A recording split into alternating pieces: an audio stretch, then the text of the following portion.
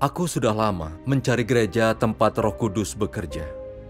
Aku dengar kilat dari timur memberikan kesaksian bahwa Tuhan telah datang kembali. Aku ingin menyelidikinya. Syukur kepada Tuhan. Alkitab berkata, Yesus Kristus kemarin, hari ini, dan selama-lamanya tetap sama. Jika Tuhan datang kembali, Dia seharusnya tetap Yesus. Kenapa Dia berubah jadi Tuhan yang Maha Kuasa?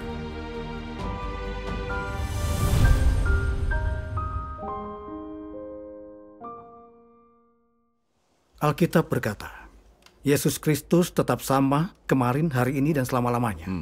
Ini mengacu pada watak dan esensi Tuhan yang tak berubah. Tak berarti namanya tidak berubah. Benar. Pada zaman hukum Taurat, Tuhan disebut Yahweh. Pada zaman kasih karunia, nama Tuhan menjadi Yesus. Bukankah itu nama Tuhan berubah? Bukankah kemunculan dan pekerjaan Tuhan Yesus adalah Yahweh? Bukankah Tuhan Yesus dan Yahweh itu satu? Dari sini kita bisa melihat bahwa nama Tuhan bisa berubah pada tiap zaman. Namun esensi dan watak Tuhan tak berubah. Pada akhir zaman, Tuhan yang Maha Kuasa muncul, meskipun nama Tuhan berubah. Kita bisa lihat dari kebenaran yang Dia ungkapkan, bahwa watak dan esensinya sama. Entah Dia disebut Yahweh, Yesus, atau Tuhan yang Maha Kuasa. Tuhan adalah satu Tuhan, dan Roh adalah satu Roh. Ayat ini, Yesus Kristus tetap sama kemarin, hari ini, dan selama-lamanya, harus dipahami dengan cara ini. Yang kau katakan benar sekali. Iya. Apa ada dasar Alkitabiah untuk Tuhan yang Maha Kuasa pada akhir zaman? Tentu saja ada. Alkitab menubuatkan Tuhan akan memakai nama baru pada akhir zaman. Seperti dikatakan dalam Yesaya 6:22, bangsa-bangsa lain akan saksikan kebenaranmu, dan semua raja akan melihat kemuliaanmu. Kau akan dipanggil dengan nama baru yang disebutkan mulut Yahweh. Ada juga dalam kitab Wahyu, Dia yang menang akan kujadikan pilar di dalam bait suci Tuhanku, dan ia tidak akan keluar lagi. Dan aku akan menuliskan padanya nama Tuhanku dan nama kota Tuhanku, dan aku akan menuliskan nama baruku padanya. Akulah Alfa dan Omega, yang ada, yang sudah ada, dan yang akan datang, yang Maha Kuasa. Amin. Semua nubuat ini memberitahu kita bahwa Tuhan punya nama baru saat datang kembali, yang Maha Kuasa. Dan itulah Tuhan yang Maha Kuasa. Amin. Jadi ada dasar Alkitabiah untuk nama baru Tuhan.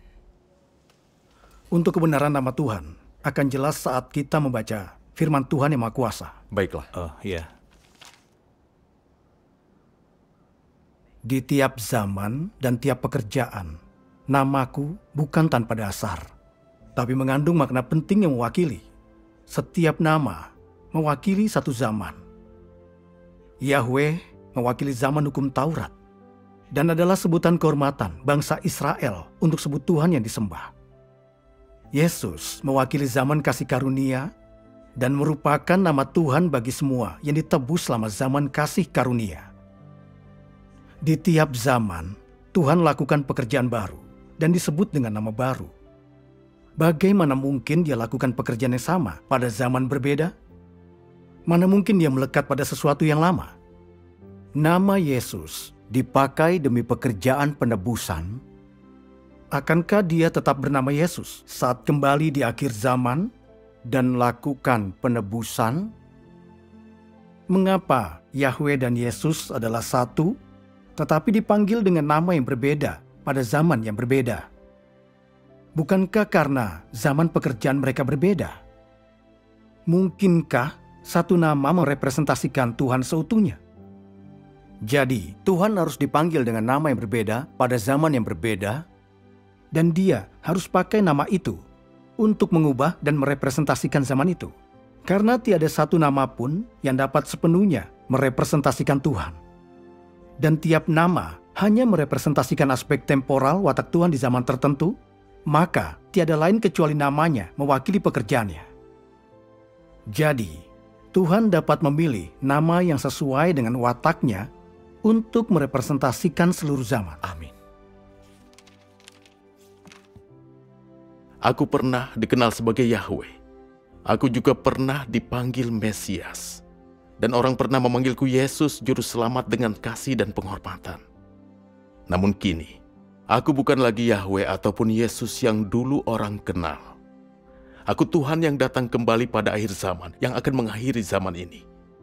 Akulah Tuhan yang bangkit dari ujung bumi, syarat dengan keseluruhan watakku dan penuh dengan otoritas, hormat, serta kemuliaan. Orang-orang tidak pernah berhubungan denganku, tidak pernah mengenalku, dan tidak tahu watakku.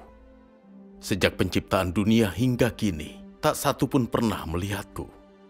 Inilah Tuhan yang muncul di tengah manusia pada akhir zaman, tapi tersembunyi di antara mereka. Dia sungguh berdiam di antara manusia. Seperti matahari yang menyala dan api yang berkobar, penuh dengan kuasa dan syarat akan otoritas. Tak ada seorang atau sesuatu pun yang tak dihakimi firman-Ku, dan yang tidak akan disucikan melalui nyala api. Amin. Pada akhirnya, segala bangsa akan diberkati karena firman-Ku, dan juga dihancurkan karena firman-Ku. Semua orang pada akhir zaman akan melihat bahwa Akulah Juru Selamat yang datang kembali. Akulah Tuhan yang Maha Kuasa yang taklukkan semua umat. Amin. Dan semua akan melihat bahwa aku pernah menjadi korban penghapus dosa. Tapi pada akhir zaman, aku jadi terik matahari yang menghanguskan segalanya. Dan juga surya kebenaran yang singkapkan segalanya. Inilah pekerjaanku pada akhir zaman. Aku memakai nama ini dan memiliki watak ini, supaya semua orang dapat melihat bahwa akulah Tuhan yang benar, matahari yang menyala, dan api yang berkobar. Supaya semua menyembahku satu-satunya Tuhan yang benar. Dan supaya mereka melihat wajahku sesungguhnya. Aku bukan saja Tuhan orang Israel. Dan aku bukan saja Sang Penebus. Akulah Tuhan segala ciptaan di langit dan bumi dan lautan. Amin. Itu suara Tuhan. Iya. Firman Tuhan yang Maha Kuasa punya otoritas. Ada banyak misteri tentang nama Tuhan. Setiap nama mewakili aspek watak Tuhan dan juga tahap pekerjaannya. Aku tidak pernah tahu itu sebelumnya. Sungguh luar biasa. Syukur kepada Tuhan. Syukur kepada Tuhan. Tuhan punya nama berbeda pada zaman berbeda. Adalah fakta yang tak terbantahkan. Benar, Iya. benar.